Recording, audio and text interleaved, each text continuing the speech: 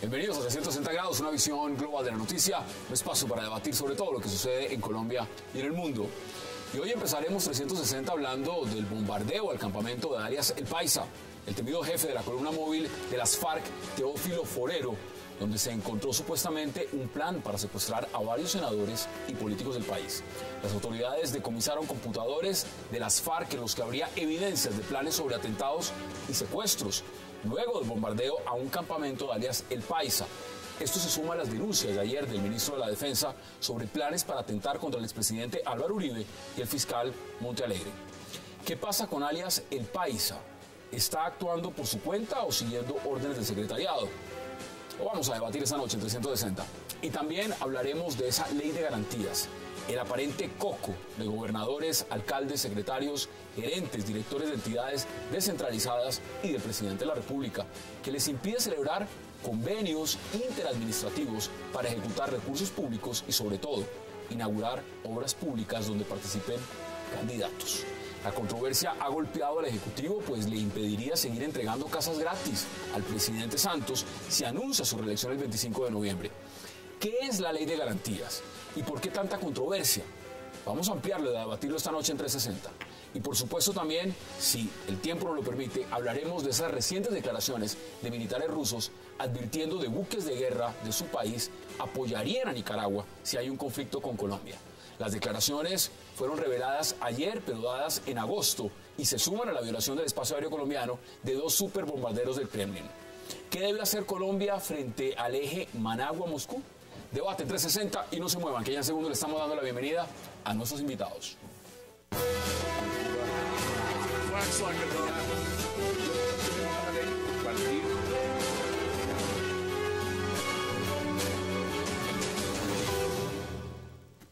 Y qué placer darle la bienvenida esta noche a 360 a María Fernanda Cabal, a Ancísar Marroquín, a Javier Loaiza y a Ramón Jimeno. María Fernanda, qué placer. Señores, gracias por aceptar esta invitación. Un verdadero gusto. Buenas noches. Bueno, vámonos al debate. María Fernanda, ¿cómo ve usted esto de alias El Paisa? Y se lo pregunto por una razón muy sencilla. Mire, los del secretariado en La Habana, todos sabemos quiénes son. El señor Catatumbo, el señor Iván Márquez, el señor Andrés París. Pero ahora parece ser el más malo, el más temido, es alias El Paisa. ¿Cómo ve usted eso? ¿Es este señor una rueda suelta en la organización de las FARC o ese señor está actuando directamente con los del secretariado?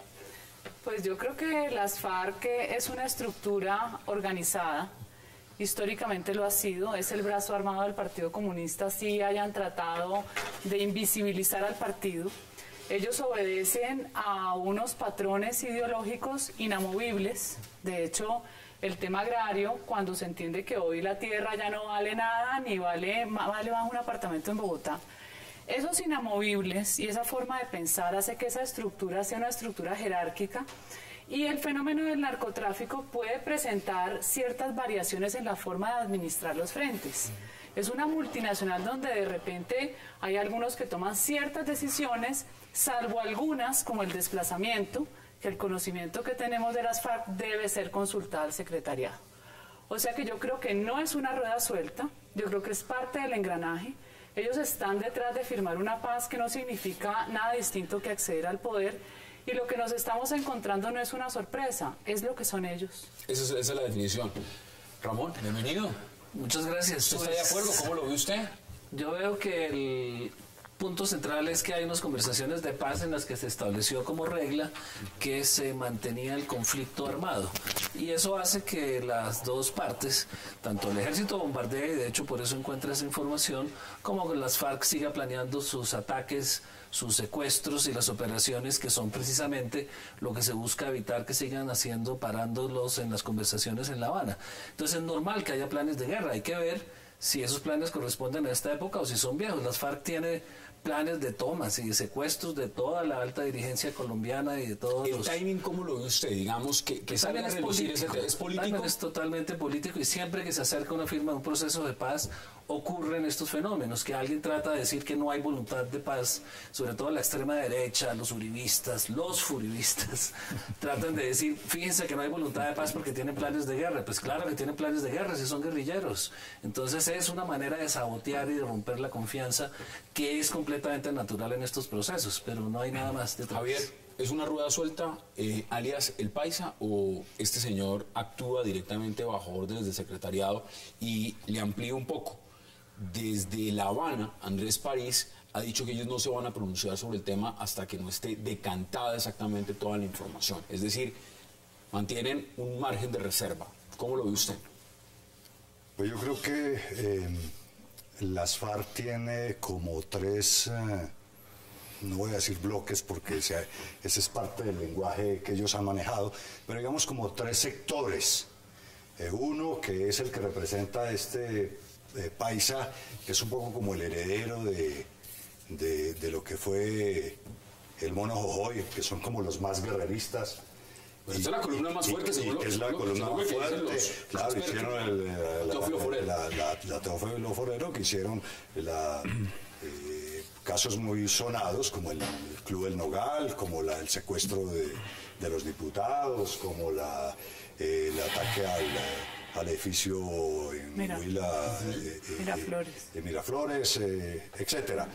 Son como la punta de lanza de la parte, digamos, más guerrera, y un poco como se les ve como los herederos del Mono Jojoy, que son estrictamente guerreros y que no le hacen concesiones a nada ni a nadie. Y hay otro sector... ¿Eso quiere decir? ¿Que no hacen concesiones a nadie? Ellos están, yo creo que se están reservando, ellos no están en una línea. Las FARC perdieron la línea unificada de mando después de perder los cabecillas, Tirofijo y eso. ¿Es eso. una rueda suelta? Mantienen sus comunicaciones, pero ellos están reservando. De hecho, por ejemplo, Joaquín Gómez, que es el jefe del Comando Sur y que supuestamente tiene una superioridad, según informaciones hace unos meses, les tuvo que mandar una especie de auditoría y una observación allá por las cosas que están haciendo. Pero ese es el otro sector que tampoco está muy metido bajo las órdenes de los que están en La Habana, que es Joaquín Gómez y todo este grupo de los dedicados al negocio del narcotráfico, que están de modo que hay como tres sectores. Uno que serían como los más intelectuales, entre comillas, que están en La Habana. Otro que es los guerreristas, que son los del Paisa, la Teófilo Forero, y el grupo de los narcotraficantes. César, ¿usted lo ve igual? Yo lo veo un poquito distinto, mire. Lo que pasa es que como se habla de la columna móvil Teófilo Forero, pues digamos que uno se puede imaginar que son 4 gatos que se la pasan por ahí. Y resulta que no. Resulta que lo que se conoce con la columna de Teófilo Forero es la unidad élite que tiene la guerrilla, que creó la guerrilla para proteger el secretariado, que luego en el proceso de paz, el proceso del Caguán, pasó a ser la unidad comando de toda la zona de distensión, y desde ahí ha venido teniendo una presencia sumamente grande, fuerte y contundente, casi incluso que lo único que hace la guerrilla se le deba a las acciones de Teófilo Forero. Mire, aquí tengo solamente ¿Usted dice que hace la guerrilla? ¿A qué se refiere? ¿A tomas de poblaciones, a secuestros, a narcotráfico? Se lo voy a decir. 1. Secuestro del avión de aire del 2000, al asesinato de Diego Turbay Cote, atentados a personalidades públicas, asalto al edificio de Miraflores en Neiva, al secuestro de Consuelo González Perdomo, al secuestro de avión aire del 2002, al secuestro de los diputados del Valle del Cauca, a el atentado contra Álvaro Uribe, al atentado contra el Club del Nogal, a la casa bomba, a la casa bomba. A ver, si usted lo enumera de esa forma, pues le agrego, el señor era sicario de Pablo Escobar. Empecemos por ahí. Entonces son cosas distintas. Pero es que ahora podemos dividir, Hassan, en lo que es la columna y otro en lo que es Óscar Montero o el nombre de Hernán Darío Velázquez, ¿sí? A ver, él era un sicario efectivamente del cartel de Medellín. Luego de que él está en la cárcel, ¿sí? Y luego de que se agotan las acciones del cartel de Medellín, es recomendado con Jojoy, quien lo nombra su lugarteniente. Pero, vamos, arranca a hacer los contactos. Esa es su hoja de vida, esa es su hoja de vida. Ahora, la pregunta es, ¿este señor es una rueda suelta o toca estar negociando con él? ¿O este señor está recibiendo las órdenes directamente allá? ¿O toca ofrecerle la curul al señor que está ahí, el paisa? No recibe y no está... orden, Bueno, no recibe orden. En sus momentos se estima que esa columna le producía alrededor de 2.000, 2.500 millones de pesos al año a las FARC, y ahora solamente dice que le produce 200 millones, y le mandan esas auditorías es porque se dice que tienen caletada la plata producto de las fechorías que comete. Luego el tipo sí es lo que quiero decir e insistir, es un poder. Y es un poder relativamente Javier, pero autónomo. mira, aquí está diciendo, como, Ramón Jiménez dice algo que es bien interesante. Como Joaquín Gómez. Y es lo siguiente, dice, mire, acá hay un componente político. Y fácilmente en unas elecciones es muy fácil darse el rédito de decir un día en la mañana, acabamos de descubrir un plan maestro para matar al expresidente Álvaro Uribe y al fiscal Montealegre, en la noche estamos bombardeando, en la mañana tenemos computadores, pasa que el señor no lo cogieron, no se escapó. Pero si yo hubiera caído en el bombardeo, posiblemente la historia sería otra porque hubieran capturado a otro gran peligro de las FARC. ¿Ese componente es real o eso es una ficción, Ramón? No, es real que la Teófilo Forero existe, es real que el país es el comandante de esa fuerza, como es real que el ejército oficial tiene sus comandantes y depende de la unidad, la brigada 3 es más importante que la segunda, etcétera, pues tiene más poder. Y obviamente la Teófilo Forero es una fuerza especial de operaciones especiales urbanas y rurales. Y faltaron muchas acciones ahí, como el atentado en Caquetá, en Nestlé, que volaron 2 plantas. En Doncello, en fin. Es una fuerza especializada para hacer acciones especiales de guerra. Es una fuerza entrenada afuera para acciones especiales, para las duras. Entonces, no se va a quedar quieta porque hay unas conversaciones en La Habana, va a seguir actuando y ha seguido actuando. Ahora, que está ligada a las FARC, pues claro que está ligada a las FARC y tiene su misión. Las FARC no están hablando todos los días con La Habana ni con sus comandantes, y hay unos planes operativos que cada uno adelanta. Muchas veces son planes que no están consultados. El caso de la operación de los diputados del Valle del Cauca, no se consulta el timing porque las FARC no son una fuerza política sino una fuerza armada. Entonces ellos no piensan en las consecuencias políticas de sus acciones armadas, a diferencia de otras guerrillas que sí tenían partidos políticos. El Partido Comunista, así la derecha diga que es aliado a las FARC, no es aliado a las FARC. Las FARC tienen su propia fuerza política, que es una organización clandestina que todo el mundo conoce, que es la que les da, entre comillas, cierta línea política, pero ellos no son políticos, son militares, en el sentido de que piensan en acciones de fuerza y no en acciones de contenido político. No, totalmente lo contrario. Claro que son una organización política. El Partido Comunista clandestino actúa y de hecho tienen línea política. Lo que pasa es que militarmente saben que tienen unas ventajas comparativas y es donde han logrado sus mayores réditos, porque no conseguían ni un voto, los que ahora quieren conseguir con las famosas zonas de paz, porque a ellos les fascinan las zonas de reserva campesina, las zonas de paz, todo lo que sea para controlar a la gente, porque es una obsesión por controlar el movimiento de cada individuo, eso les encanta. Ahora, el tema de la Teófilo Forero y de este personaje, ¿por qué les parece normal a ustedes que, como el acuerdo es que nos seguimos dando bala, hay que secuestrar y hay que asesinar y hay que cometer crímenes de lesa humanidad? Es que a mí lo que me parece terrible es el nivel de degradación al que hemos llegado, y donde a ustedes les parece más horrible lo que pensamos los uribistas a lo que cometen las FARC. Es que pongámonos en una balanza, nosotros no hemos matado a nadie, por lo menos yo no he matado a nadie, ni he secuestrado a nadie. No, pero la opinión de nosotros, a mí lo que me parece realmente grave es que la polarización del país ha llegado al punto en que si uno es o no es uribista, no. Uno está por una sociedad sana para que siga adelante en unos mínimos y unos principios elementales. Para mí es muy difícil conciliar con violadores sistemáticos de derechos humanos que se disfrazan de humanitarios. Para mí, todos queremos la paz y somos personas normales. Estamos tratando con personas que tienen una patología, una conducta que es totalmente anormal, que para ellos la paz es llegar al poder. La verdad es cualquier cosa que sirva para ellos. Bueno, pues se está trabajando para que lleguen al Congreso, ¿no? Pero es que se les va a regalar. ¿Cuántos muertos vale una curul, Hassan? ¿Cuánta gente tengo que matar yo para que me regalen una curul en el Congreso? Es que el ejemplo es lo que la gente recibe. Y este gobierno, independientemente de si la voluntad de paz es cierta o no, o si estén de acuerdo por el castrochavismo de llegar al poder, lo peligroso es que el mensaje para la gente es ese: si más mato, más me regalan. Para que no nos maten, tienen que darnos poder. Tengo que ir a una pausa y les devuelvo la palabra inmediatamente. Vamos a la primera pausa en 360 y ya regresamos.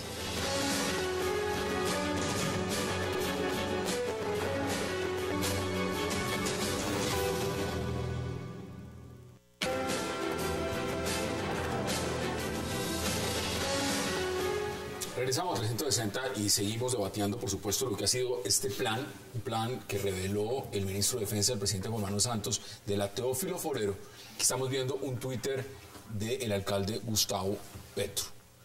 Bueno, ahora, entremos en materia también, Javier, porque frente a estas declaraciones, frente a lo que se descubrió de este plan, pues se pronunció Humberto de la Calle y dijo que sería catastrófico para el proceso de paz de comprobarse o que este atentado al expresidente Uribe se hubiera materializado. Imagínese usted entonces... No, pero eso no hubiera sido grave. O sea, que hubieran asesinado a Uribe no hubiera sido una banda o, ¿cómo se llama?, o frente de las FARC que hubiera asesinado a Uribe, pues eso no sería grave para el proceso de paz. Eso sería gravísimo para el país. O sea, yo sí creo que ese sería pues un acto realmente incendiario en este país. Yo creo que la gente que padece, además, no solo admiración, sino a veces embelesamiento por Uribe, pues yo no sé qué pudiera pasar en distintos... ¿Y un secuestro de un senador? Lo que acaban de descubrir, el operativo lo que descubrieron fue lista de senadores y congresistas para secuestro. El avión de Florencia, pues significó una ruptura, y pues por supuesto que un secuestro de uno o de varios senadores significaría en este momento ruptura. Yo lo que creo es que el gobierno del presidente Santos está muy embolatado, muy comprometido ¿Pero por qué embolatados se acaban de salir del segundo punto? De un acuerdo en el segundo punto de agenda política. ¿Solo hemos embolatado? ¿Cuál es el acuerdo? El acuerdo es un poco de generalidades y hablemos del acuerdo. Uno de ellos es que le van a dar, de la Calle sale a decir también que no les van a regalar curules, pero que van a crear unas zonas, unas circunscripciones especiales en las zonas de conflicto. Y si uno mira el mapa, la presencia de las FARC está en 26 de los 32 departamentos. Es decir, en 26 departamentos hay zonas de conflicto y van a crear unas zonas especiales. No les van a regalar curules, pero solamente ellos pueden participar, porque ninguna de las fuerzas políticas actuales y convencionales puede participar. Ahora, ¿cuántas curules les van a dar por cada una de esas circunscripciones? En la Cámara, una o dos. Si les dieran dos, por ejemplo, en un acto de generosidad para que el país se pacifique, estaríamos hablando de 52 curules, que eso equivale a una tercera parte. Es un congresito. A cuenta de asesinar gente. ¿Qué lectura tiene usted? Mire, en verdad lo que pasa es que hablar de contra Uribe, digamos que puede llamar mucho la atención, pero las FARC, de hecho la columna Teófilo Forero ya lo hizo en el 2002 en un atentado en Barranquilla que se frustró. En el 2003 incluso de esa casa en el Huila, eso iba montada toda una casa llena de explosivos, era para el paso del expresidente Uribe. Acaban de revelar hace unos minutos antes de salir nosotros al aire a través de noticieros nacionales que el plan era comprar terrenos cerca en Río Negro a la casa del expresidente Uribe para atentar desde ahí o a través de un carro bomba. No en la ciudad de Bogotá, sino en algún otro lugar. Pero también me parece interesante porque es que frente a este tema se ha pronunciado muchas personalidades del país condenando, por supuesto, el hecho, con el peligro, el mismo proceso, como le está diciendo Humberto de la Calle. Pero, por ejemplo, el expresidente Ernesto Samper, que estoy leyendo su cuenta de Twitter, dice: entiendo el interés de las FARC por hacerle daño a Uribe, pero no entiendo que le tengan también contra el fiscal que ha sido tan solidario con la paz. Es decir, ¿cómo interpreta usted esa lectura que le da el expresidente Samper? Pues, o sea, entiendo contra este, pero contra el otro no. Sarcástica también. Muy política y muy sarcástica. Sí, como todo lo de cínica. Siempre que hay un avance en la paz hay una necesidad de equilibrar. Cuando se firma el punto 2, entonces el mismo presidente, las fuerzas de inteligencia, la derecha, tiene que hacer algo para compensar el efecto político de ese avance, porque cada día es más evidente tanto que Santos se va a lanzar a la reelección como que va a ganar la reelección. O sea, el proceso de paz va a continuar y se va a llegar a una conclusión. Entonces las acciones políticas para impedir que ese proceso avance, se van a intensificar. Y eso es lo O sea que alias el Paisa en ese proceso fácilmente firmado un acuerdo, lo vamos a poder ver de congresista. Según eso le hace campaña. Pero me refiero... Siguiendo la línea de María Fernanda, ¿qué lo prefiere? ¿Poniendo bombas y haciendo atentados o sentado en el Congreso diciendo estupideces? ¿Cómo lo viste? Pues la gente lo prefiere sentado en el Congreso, obviamente. Lo que pasa es que jurisdicciones especiales. Las democracias pierden en manos de los ingenuos y de los soñadores. Muchas veces hay que prepararse para la guerra para poder tener la paz, eso es claro, eso es histórico. Hubiéramos preferido no tener ninguna guerra, ¿no es cierto?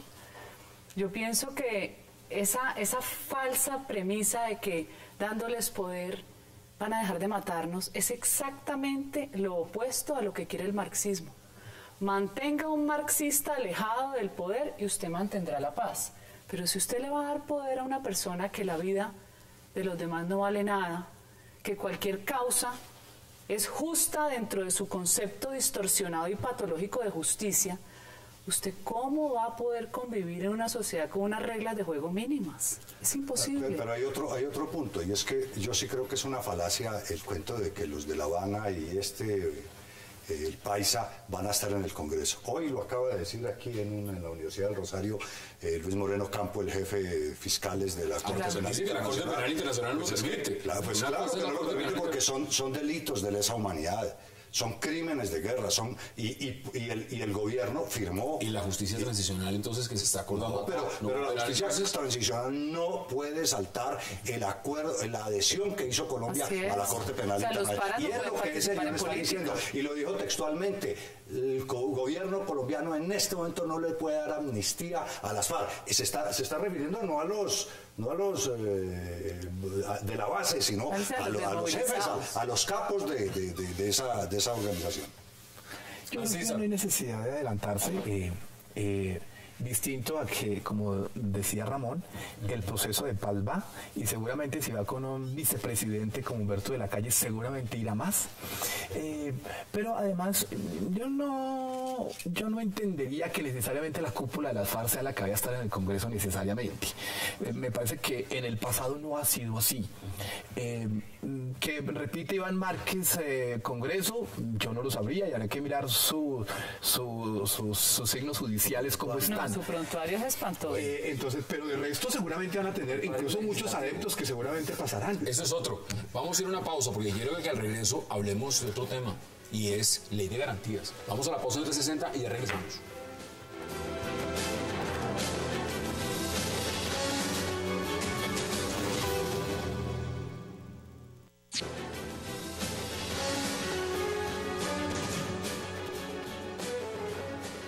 Regresamos a 360 y vamos a hablar ahora de ley de garantías. ¿Por qué? Porque pues empezó a regir y fácilmente pues en ese momento lo que uno se pregunta es ¿quiénes serían los perjudicados con la ley de garantías?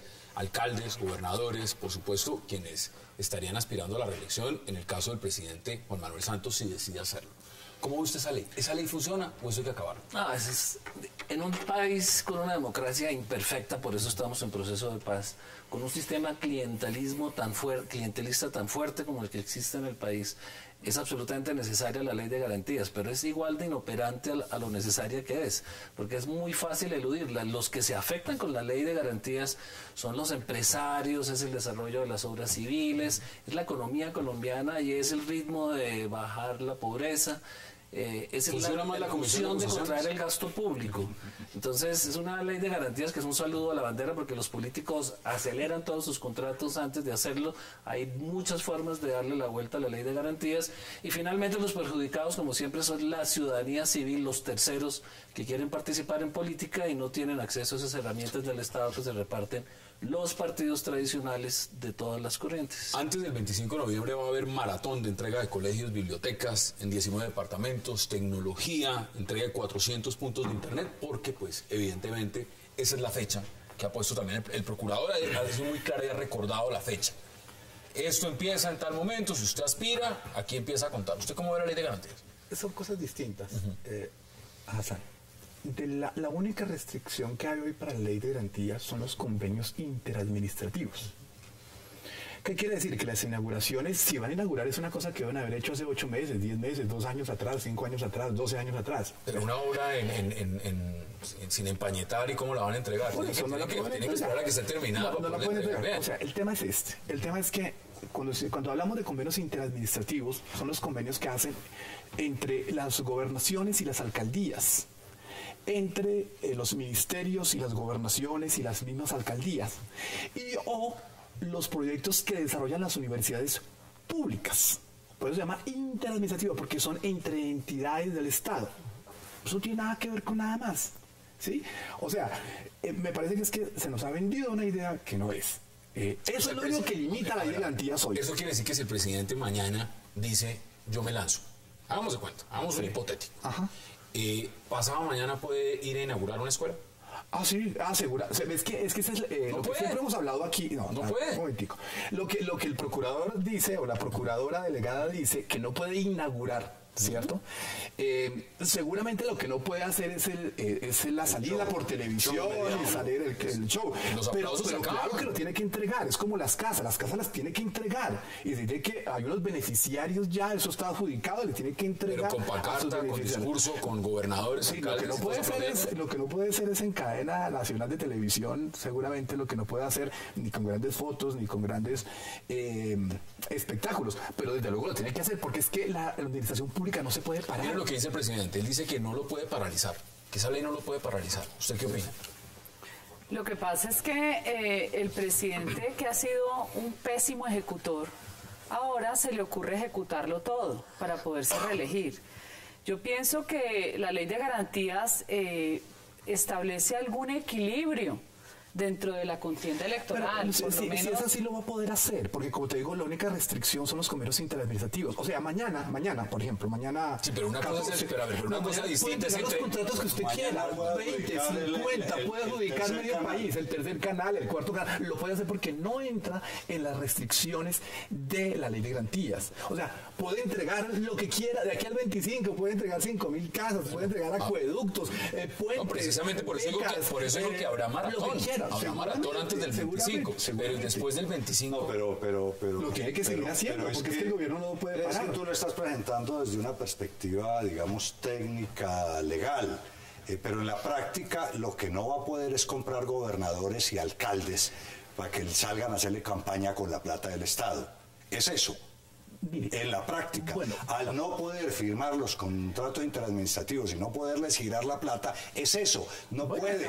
Es a lo que le está apostando mucha gente. Santos se reelige porque tiene la plata del Estado y tiene toda la mermelada. Lo que ha salido el procurador a hacer es que al frasco de la mermelada lo acaba de apretar un poquito, diciéndole que no arranca desde el 25, sino que arrancó desde el 9 y los agarró desprevenidos, y entonces por eso están pidiendo que el Consejo de Estado explique hasta dónde van los alcances del Sí, pero es que lo curioso del desespero que tiene Santos, que todo lo que no le gusta lo cambia, y como tiene el Congreso enmermelado, es un Congreso del país político divorciado del país nacional, es que ya había habido un concepto del 24 de julio del 2013, donde el Consejo de Estado le contesta al ministro del Interior y a la secretaria jurídica de Presidencia que hay ley de garantías a partir de tales fechas. ¿Por qué, si ya sabía, sigue insistiendo? ¿Cuál es el desespero que tiene?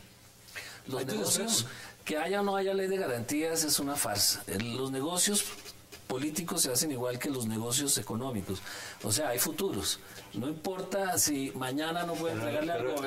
Jimeno, las campañas no funcionan como un mercado de futuros. Eso tiene que ser por anticipadito, porque a los políticos no había chequeras. Hoy sí hay chequeras y se vende cheques posfechados. Nadie les cree, no les creen. Si gano, le doy tantos ministerios, le doy tanto a su gobernación. Si no gano, perdemos todos. Se negocian futuros. La ley de garantías es una farsa absoluta. Eso es para En otros países jugar con la democracia. digámoslo claramente. En otros países hay comportamiento éticos y hay control. Es que lo que no existe en Colombia es control de la ciudadanía sobre sus políticos. Entonces no importa cualquier control que tú pongas porque lo violas sin que nadie vaya a decir por parte de los organismos de control o de ONGs o movimientos ciudadanos, estos señores están sacando la plata que no pueden gastarse durante estos 6 meses.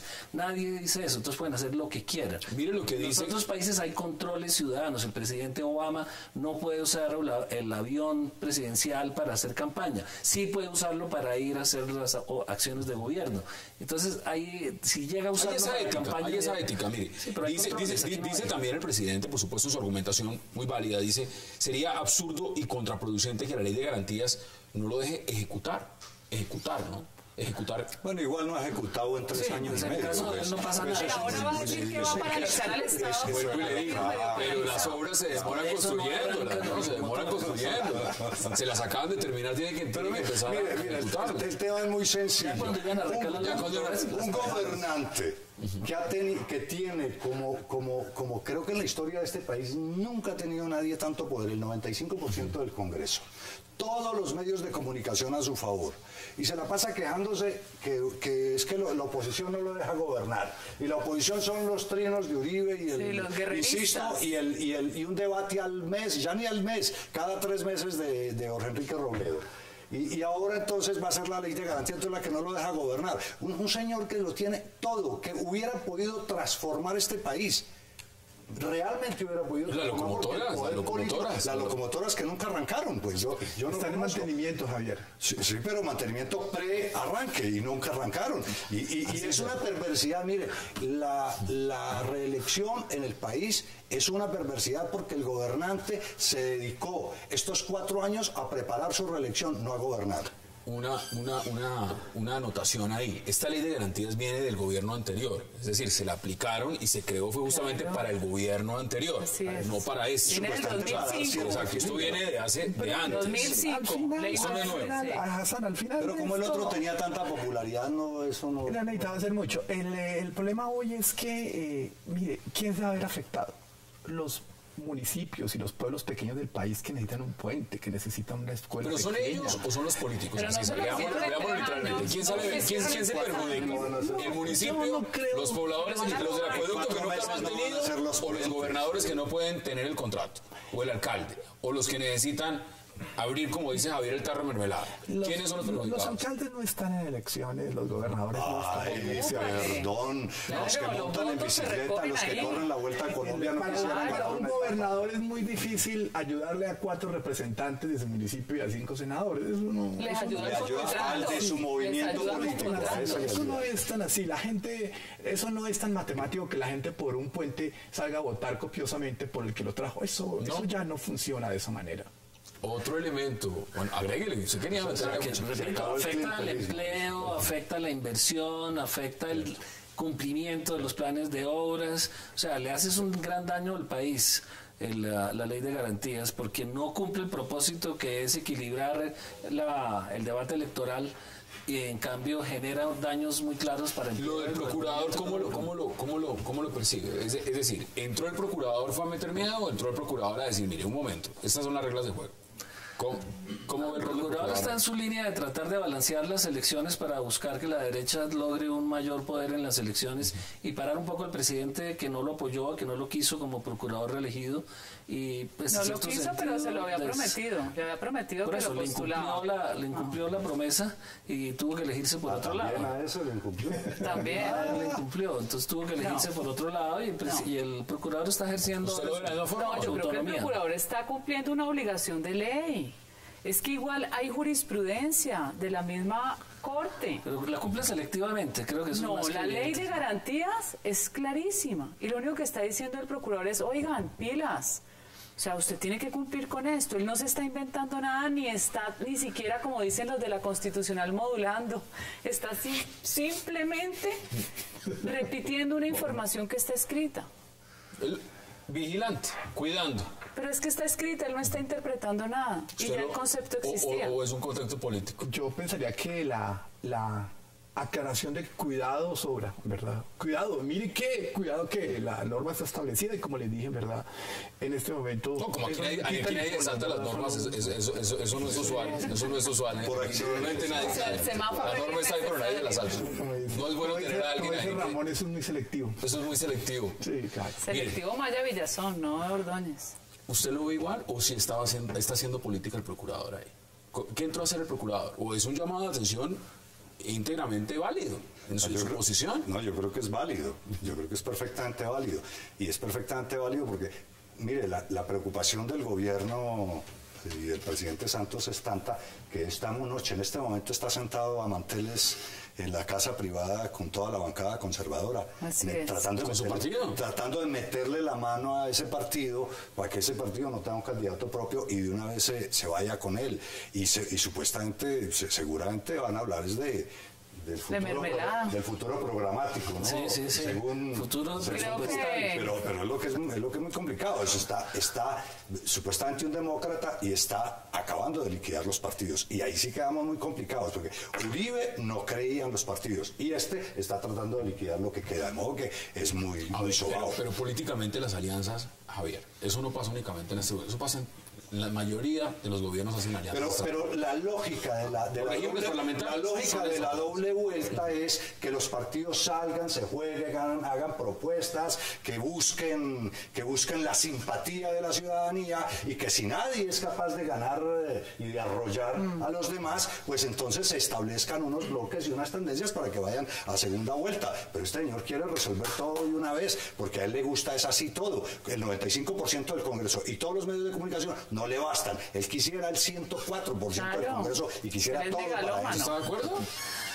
Estoy de acuerdo que está en una posición un poco difícil para la reelección que lo lleva. Pero si ayer analizamos acá una encuesta, la encuesta va subiendo. Sí, pero 28 puntos es débil. Y más que los 28 puntos, es muy fuerte, 14 puntos del candidato de Uribe con 15 días de campaña. Eso sí que es preocupante, que pase de 2 puntos a 14. Eso sí que asusta al presidente porque sí se ve una transferencia de votos de Uribe a su candidato y eso sí tiene que preocupar a Santos con 28 puntos, más los 11 de Navarro, más los 11 los 7 de Clara, o sea, hay una oposición del fuerte a su gobierno que lo tiene que preocupar y lo tiene que llevar a aplicar mejor la ley de garantía. Ahí está el tema de la ley de garantía. Yo le cuento, un amigo mío tuvo que ir por alguna circunstancia al Ministerio del Interior donde el señor Iragorri, que ese día parecía que ahí sí estuvieran regalando dulces de Halloween habiendo pasado el Halloween. Eso corrían alcaldes, corrían gobernadores, era una piñata, y es una piñata en mermelada reeleccionista. Por eso a mí me parece que la labor que hace el procurador es simplemente diciendo, un momentico, que es que esto no es suyo, el país no es suyo, señor Santos, un momentico, aquí hay todavía unas leyes que cumplir. Bueno, yo pensaría que, ya que lo que dice Javier están ahorita en mantener ese partido conservador, se van a poner en una posición muy difícil, ¿sí? Sobre todo la posición difícil del partido conservador ideológicamente, ¿cierto? Entonces le va a tocar muy duro al presidente para poderlos convencer de que apoyen en su campaña si es que decide hacerlo a partir del 25 de noviembre. Bueno, ahí hay candidatos, ¿no? Ahí hay candidatos y ya veremos ustedes. Aquí ha estado sentada Marta Lucía Ramírez, bueno, que está José Luis Laforia. O sea, hay personas que quieren aspirar, ¿no? Que quieren aspirar entre los conservadores. Miren, vamos a hacer una pausa y ya regresamos en 360.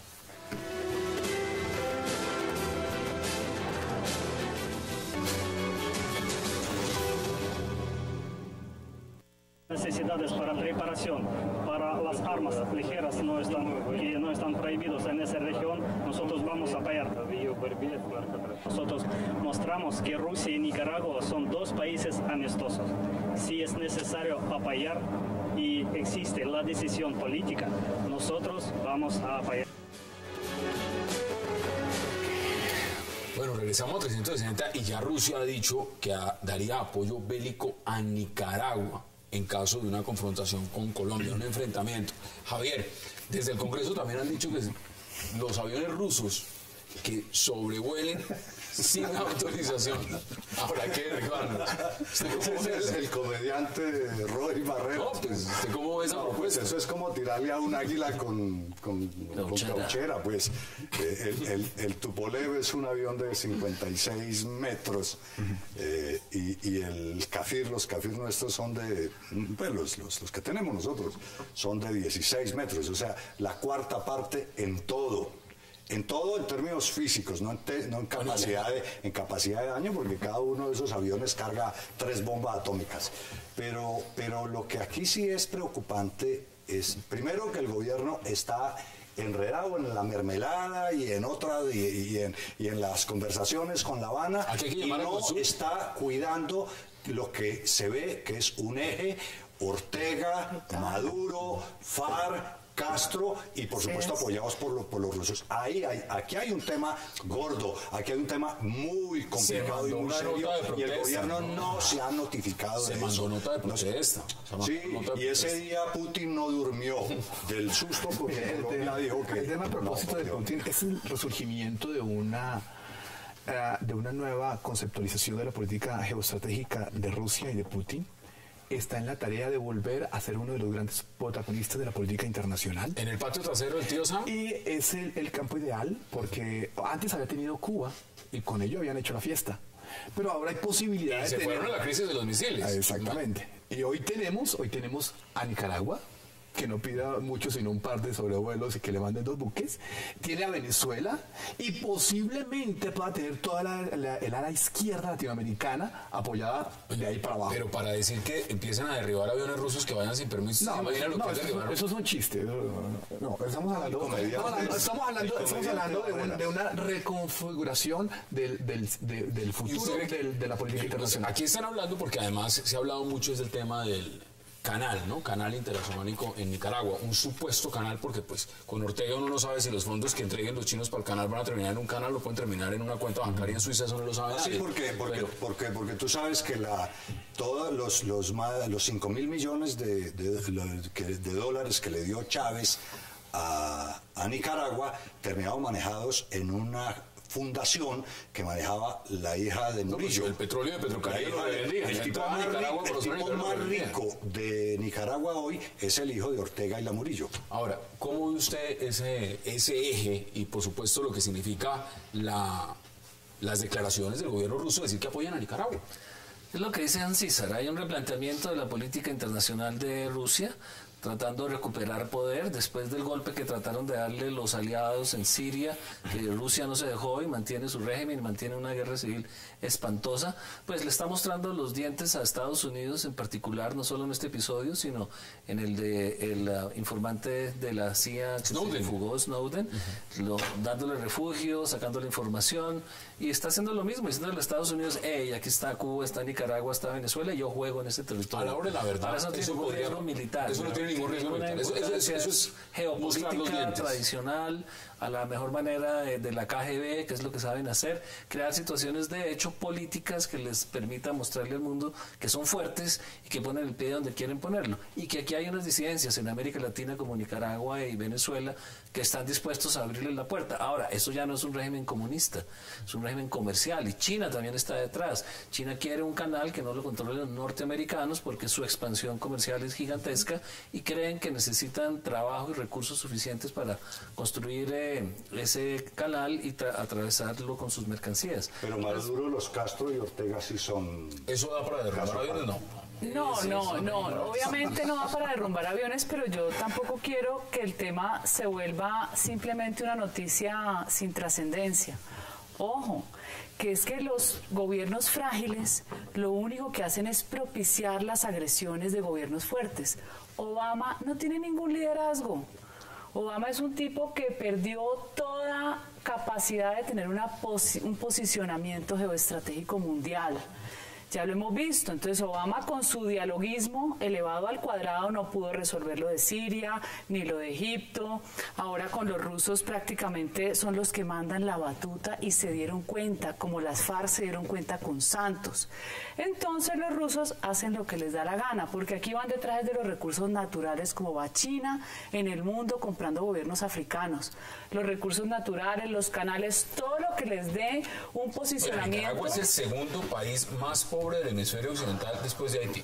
Esa es la cifra, esos son los datos. El señor Ortega va a aspirar a su cuarto periodo presidencial. No sé qué va a hacer en el cuarto porque no ha podido hacer nada. Pero es que el nivel de corrupción en las elecciones es infinito y la OEA tampoco sirve para absolutamente nada. Pero más allá de lo que se plantea es que digamos que Estados Unidos, ante esta visita de los rusos, digamos que no puede decir nada. Pero bueno, no por esto, sino porque es que nosotros tenemos firmado un convenio que es el programa bilateral de interdicción aérea, que es el único país que lo tiene firmado con Estados Unidos, que es Colombia, ¿cierto?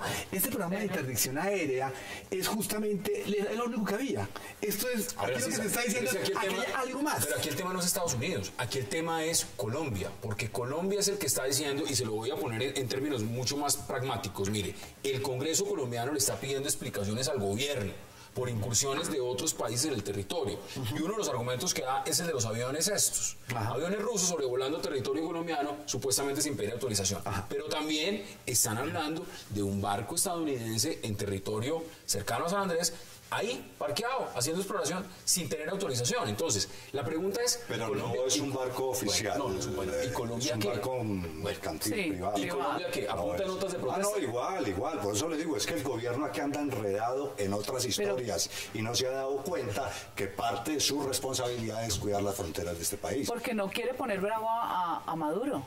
Entonces, si pone bravo a Maduro a Nicaragua, se le daña su farsa de proceso de paz. Mira, aquí empecemos a concluir. Bueno, esto es un tema, en verdad, de política internacional aérea, de aplicación de normas de derecho internacional aéreo, que desde luego tienen que inicialmente canjearse por los medios diplomáticos. Luego, me parece que no hace buen chiste salir a amenazar a los rusos de que les vamos a bombardear porque pasaron por el espacio aéreo. No, hay unos pero es que ayer volvieron a hacer y seguramente lo van a volver a pasar. Este es un gobierno sin autoridad. Entonces, ¿qué hacen? ¿Llamar a consultas? ¿Se llama consultas a los embajadores? Porque ¿tenemos embajador en Rusia? No, lo están nombrando todavía. No, pues tenemos embajador allá y ha tenido unos problemas de unos escándalos justamente por el manejo que le ha dado. Otro que está enredado por el manejo que le da la embajada en Moscú. Ahora, ¿qué se hace ahí? ¿Se llaman embajadores o qué se hace? No, se desarrolla una política bilateral con Rusia para saber qué es lo que quieren, así como lo hizo con Venezuela, que dio el giro de 180 grados que le molestó tanto a Uribe, el nuevo mejor amigo, pues tiene que desarrollar relaciones con otro poder que es Rusia, tiene que ver en qué términos se adelanta esa agenda bilateral o trilateral, como se quiera, pero no puede ser desconocer a la Rusia que le vende $5.000 millones en armas al vecino de Venezuela, como si no jugara, que es aliado de Cuba y todavía y que es aliado de Nicaragua.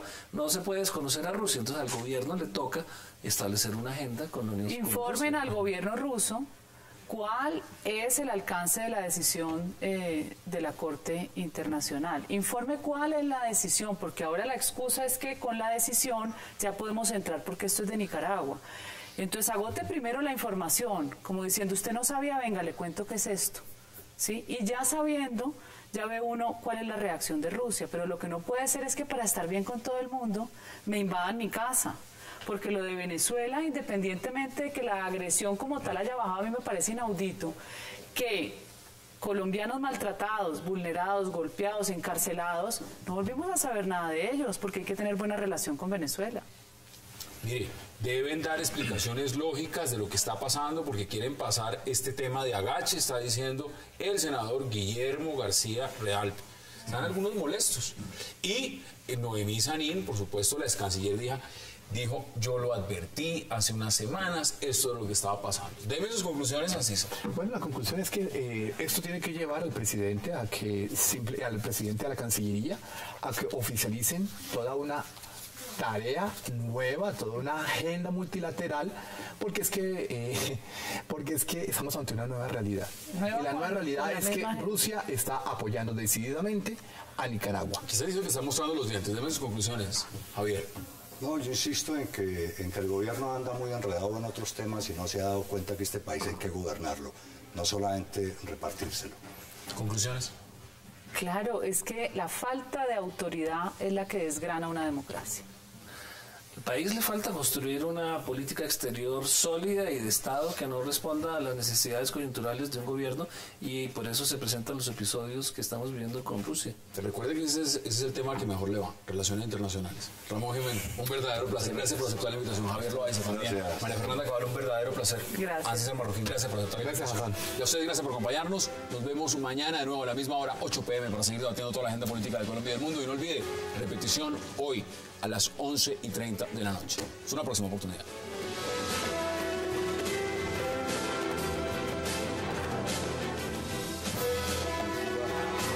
Wax like a dog.